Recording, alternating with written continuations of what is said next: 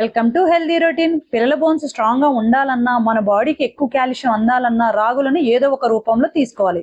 అలాంటి రాగి రోటీలను ఎలా తయారు చేసుకుందామో చూసేద్దాం. స్టవ్ మీద కడాయి పెట్టుకొని 1 కప్పు వాటర్ వేసుకొని అది బాయిలింగ్ పాయింట్ కి వచ్చిన తర్వాత 1 కప్పు రాగి పిండి వేసుకొని బాగా కలుపుకోవాలి.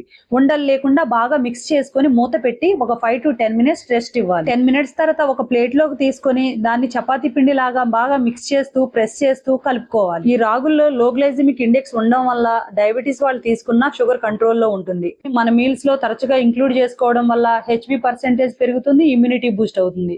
అలాగే ఈ రాగులు one of the brain development food కూడా. చపాతీలకి పిండి తీసుకున్నట్టు మీడియం సైజు ఉండలు తీసుకొని చపాతీలు మనం ఎలా చేసుకుంటామో అలాగే రాగి రోటీలను కూడా చేసుకోవాలి. తవా స్టవ్ మీద పెట్టుకుని వేడైన తర్వాత రాగి రోటీలను వేసుకుని అటు ఇటు తిప్పుకుంటూ కాల్చుకోవాలి.